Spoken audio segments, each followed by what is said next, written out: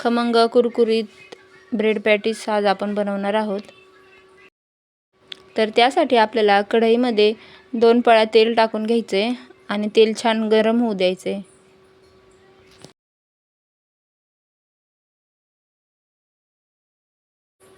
तेल गरम झालं की त्यामध्ये आपल्याला मोहरी टाकून घ्यायची आहे. ही मोहरी आमच्या शेतातलीच आहे, घरचीच मोहरी आहे ही. मोहरी तेलामध्ये फुटली की मग आपल्याला त्यामध्ये अर्धा चमचा जिरं टाकून घ्यायचं आहे.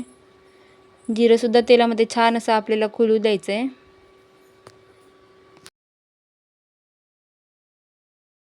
नंतर तेलात आपल्याला कढीपत्त्याची पानं टाकून घ्यायची आहेत. कढीपत्ता आपल्याला फोडणीतच टाकायचा आहे. हिरवी मिरची टाकायची आधीच टाकायचं आहे, कारण त्याची एक वेगळी चव येते.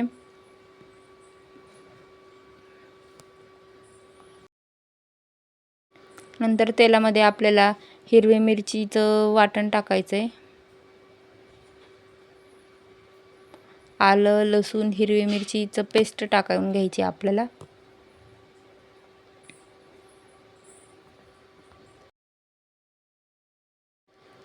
हिरवी मिरचीची पेस्ट आपल्याला तेलात छान परतून घ्यायची आहे. इथं मी जास्त प्रमाणामध्ये ब्रेड पॅटीस बनवते आहे, म्हणून हिरव्या मिरच्या मी जास्त घेतलेल्या आहेत. हिरवी मिरची परतली की त्यामध्ये आपल्याला पाव चमचा हळद टाकून घ्यायची आहे. हळद थोडीशी टाकायची आहे, पाव चमचा, त्यापेक्षा जास्त नाही टाकायची. नंतर आपल्याला अर्धा चमचा मीठ टाकून घ्यायचं आहे.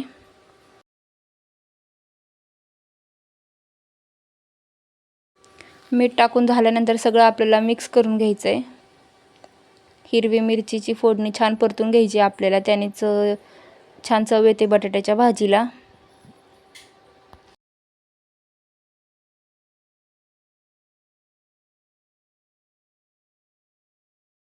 आता फोडणीला आपल्याला छान तेल सुटायला लागलेलं आहे, तर त्यामध्ये आपण उकडलेला बटाटा टाकून घेऊ.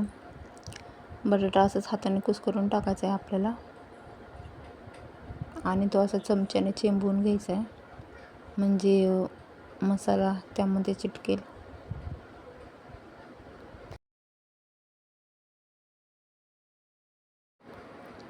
आता आपण वरतून कोथिंबीर टाकून घेऊ आणि बटाट्याची भाजीला थोडा वेळ थंड होऊ देऊ. दुसरीकडे एका टोपामध्ये आपल्याला बेसन पीठ घ्यायचं आहे.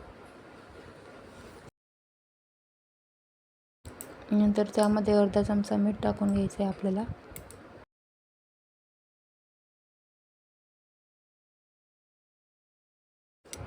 मीठ टाकून झाल्यानंतर पाव चमचा हळद टाकून घ्यायची आपल्याला यामध्ये,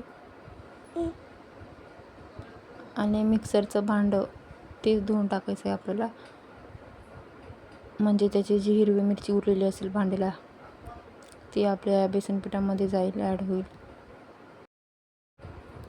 बेसन पीठ आपलं आता मिक्स करून झालेलं आहे. आपल्याला ते जास्त पातळ पण नाही ठेवायचं आणि जास्त घट्ट पण नाही ठेवायचं. त्यामध्ये शेवटी चिमूटभर सोडा टाकून आपल्याला ते बाजूला ठेवून द्यायचं आहे. दुसरीकडे एका चॉपिंग बोर्डवरती किंवा एका ताटामध्ये आपल्याला असं ब्रेडचं स्लाइस ठेवून घ्यायचं आहे आणि त्यावरती अशी बटाट्याची भाजी लावून घ्यायची आपल्याला.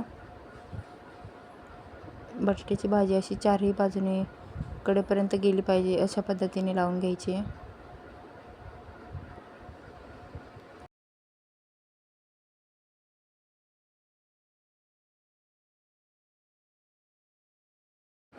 चारही कोपऱ्यापर्यंत ही भाजी गेली पाहिजे, म्हणजे शेवटपर्यंत चव राहील बटाट्याच्या भाजीची.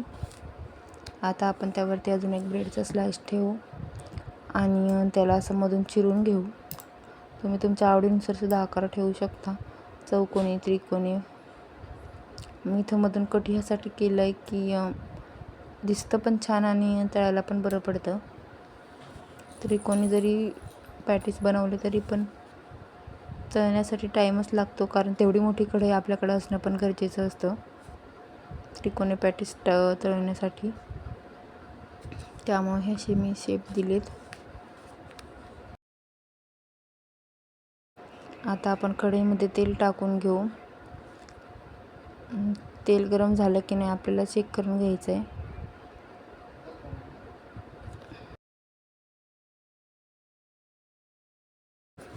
तेल गरम झालं आहे आपलं, तर त्यामध्ये आपण असं बनवलेलं पॅटीस टाकू आणि बेसन पिठामध्ये घोळवून डीप फ्राय होऊ देऊ.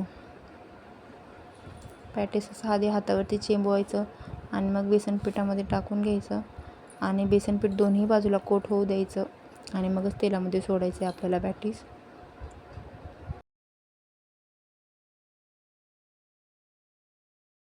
मीडियम गॅसवरती आपल्याला हे पॅटीस तळून घ्यायचे आहेत. जास्त बारीक पण नसला पाहिजे गॅस, नाहीतर जास्त बारीक गॅस तेल ओढू शकतो, पॅटीस जास्त तेलकट होतील.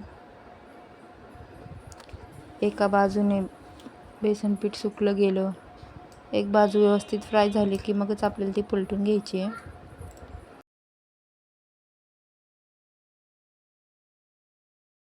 पावसाळ्याच्या दिवसामध्ये जर असं खमंग कुरकुरीत काहीतरी चहासोबत खावंसं वाटत असेल तर तुम्ही अशी ब्रेड पॅटीस बनवून खाऊ शकता. बनवायला अतिशय सोपे, खायला चवदार.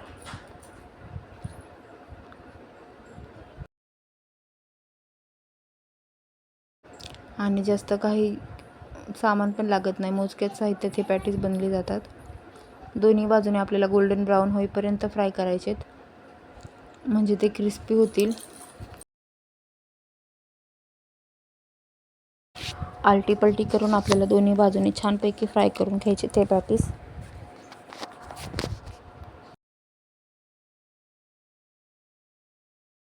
पॅटीसच्या खाली येणाऱ्या बुडबुड्या कमी झाल्या, तेल शांत झालं की मग आपल्याला हे पॅटीस काढून घ्यायचे.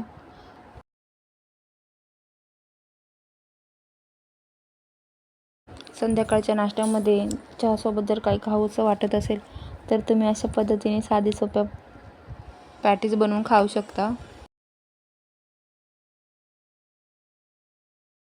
हे पॅटीस तुम्ही पुदिन्याच्या हिरव्या चटणीसोबत किंवा चिंचेच्या चटणीसोबतसुद्धा खाऊ शकता, किंवा साधं सोपं खायचं नसेल तर सॉससोबतसुद्धा खाऊ शकता.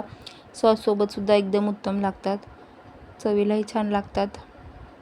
आणि असे क्रिस्पी होईपर्यंत आपल्याला पॅटीस फ्राय करायचे आहेत. पूर्ण क्रिस्पी झाले पाहिजेत. पलीकडचं पॅटीसला जसा रंग आला आहे तशा रंगावरती आपल्याला दोन्ही पॅटीस तळून घ्यायचे आहेत.